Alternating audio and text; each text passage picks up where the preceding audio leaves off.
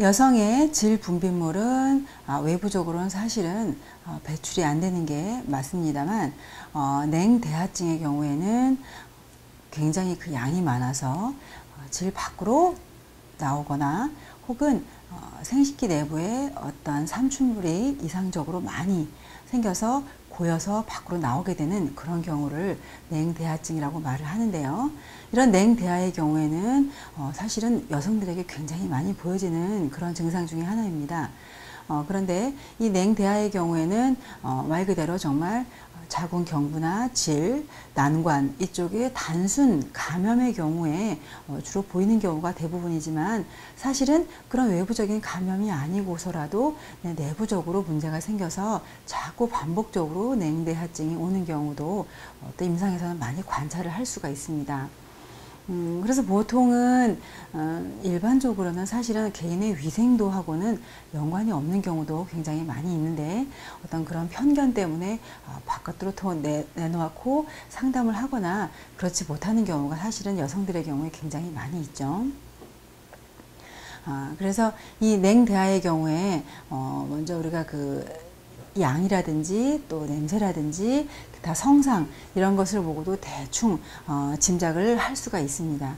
그래서 보통 냉대하증이 왔는데 색깔이 굉장히 누러오면서 어떤 생선 썩는 냄새가 난다. 우리가 단백질이 부패할 때 나는 그런 냄새, 굉장히 고약한 냄새가 난다 라고 했을 때는 세균 감염 이라고 일단은 짐작을 해볼 수가 있고요. 그리고 냄새는 나지는 않는데 약간 치즈나 두부처럼 굉장히 그런 흰, 약간 좀 약간은 뭉클어진 이런 형상의 대하가 나오면서 굉장한 질 가려움증을 호소하는 경우, 이런 경우에는 우리가 그 곰팡이균에 의한 이런 냉대하증으로 짐작을 할 수가 있는데 자세히 관찰을 해보면 이런 특히 곰팡이균에 의한 이런 경우에는 우리 몸의 인체의 방어력, 방어벽, 면역력 이런 것과 굉장히 연관성이 깊습니다. 그래서 자세히 살펴보시면 생리 전후로는 몸 상태가 굉장히 민감해지기 때문에 그때 오히려 이런 곰팡이균에 의한 그런 냉대하증이 주로 올 수가 있어서 자세히 보시면 심한 가려움증을 호소를 합니다. 이때는 세균과 곰팡이는 엄연히 다르시기 때문에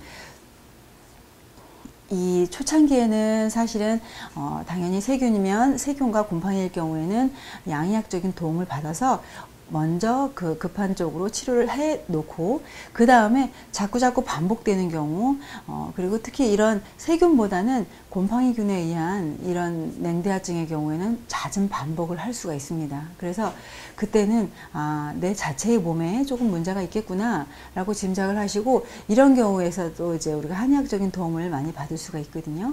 그러면은 사실은 냉대하증의 경우에는 주로 어떤 외부적인 원인보다는 내부적인 요인을 훨씬 많이 볼 수가 있는데 실증, 즉 몸이 뭐 열이 많아서 내지는 스트레스가 심해서 이런 어떤 외부적인 실증 요인보다는 내 내부적으로 뭔가 허약하고 떨어지는 이런 경우가 훨씬 많다라고 보시면 되겠습니다. 그래서 이 냉대하증을 한의학적으로 접근을 할 때는 첫 번째로 가장 먼저 우리가 주목하는 장부가 비장입니다. 비장의 경우에는 우리가 하시는 밥을 먹어서 그걸 위에서 소화를 시켜서 비장의 기운으로 돌려주고 사지를 이렇게 쓸 수 있게 하는 그런 중추적인 역할을 하고 있기 때문에 비장 기능이 허해서 나오는 대하의 경우에는 말 그대로 허약해서 나오는구나 이렇게 보시면 되겠습니다. 그래서 이런 비장 기능이 허했을 때 냉대하증의 경우에는 일반적으로는 색깔이 많이 누렇지는 않고요. 그리고 특징이 뭐냐면 굉장히 몸이 피로하거나 힘들게 일을 했을 경우에 이럴 때 냉대하가 훨씬 더 증가하는 그런 특성을 볼 수가 있고요. 그리고 얼굴이 약간 좀 많이 허옇다, 누렇게 떴다 이런 말씀을 주변에서 또 들을 수가 있겠고요. 그리고 조금만 움직여도 너무너무 힘들다. 쇼핑을 한 30분만 해도 정말 다리에 힘이 풀린다. 이런 느낌이 들 경우에 우리가 나 비허증에 의한 그런 냉대하증이 아닐까. 대하가 굉장히 묽은 특성을 보여줄 수가 있겠죠. 그리고 묽으면서 약간 한번 나올 때 양이 확 나오는 물처럼 쏟아지는 이런 표현을 또 쓰기도 합니다. 그래서 이 비장기능 허증에 의한 이런 냉대하증은 주로 굉장히 기운이 많이 없거나 많이 필요하거나 육체적으로 좀 소모가 심한 그런 경우에 비장 허증으로 인한 대하증, 반복적인 대하가 올 수가 있고요. 그 다음에 신장 기능의 저하하고도 이 영향이 있는데, 신장에서는 신이 음이 허한가 신의 양이 허한가 또 두 가지로 나눠 볼 수가 있습니다. 신의 음이 허해서 나오는 그런 대하의 경우에는 색깔이 약간 누런빛을 띠고 있고요. 그리고 대하의 양이 많지를 않습니다. 많지를 않고 주로 동반되는 증상이 사실은 이제 허리 아래로 뻐근하다, 이런 말을 많이 하거든요. 신장 음허한 경우에는 허리 아래로 많이 뻐근하다, 이런 증상을 많이 호소하시고, 무릎으로 좀 힘이 더 없어진다, 주로 하체, 배꼽 아래쪽으로 힘이 빠진다, 이런 표현을 주로 쓰는 경우가 있고요.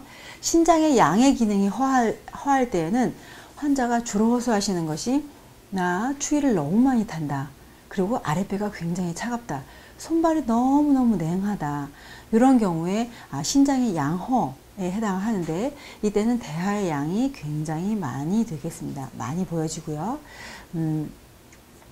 그리고 신장의 양의 기능이 허할 때는 우리가 아까도 말씀드렸지만 추위와 더불어 소변량이 굉장히 증가하는 걸 볼 수가 있죠. 그래서 나 소변을 볼 때 난 물을 많이 먹지도 않는데 왜 이렇게 소변이 많이 나오나 모르겠어 라고 또 표현을 하실 수가 있습니다. 그래서 소변의 양이 굉장히 많으면서 추위를 많이 타고 이런 경우에는 신장의 양의 기능이 허한 그런 냉대하증을 우리가 짐작을 해볼 수가 있고요.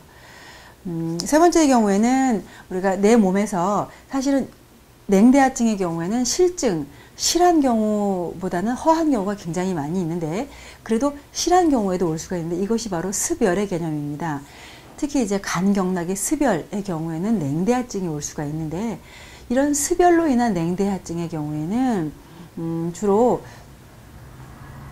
환자가 땀이 많다, 이렇게 호소를 할 수가 있거든요.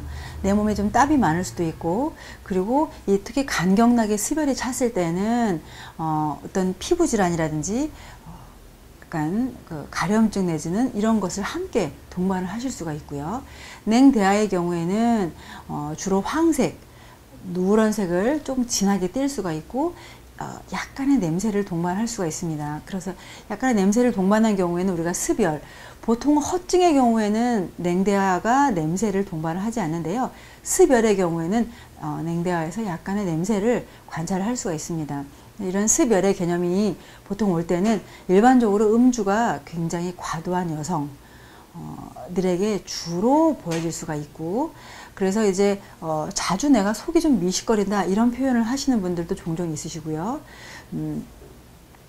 그래서 이런 습열의 개념은 다른 허증보다는 좀 더 실증에 가까운, 그래서 외부적인 요인, 음주라든지 스트레스라든지 이런 부분과 밀접하게 연관이 되어서 이런 대하증으로 나타날 수가 있는데, 약간의 냄새를 동반한다, 이런 특성을 가지고 있다는 것을 이제 기억을 해주시고요.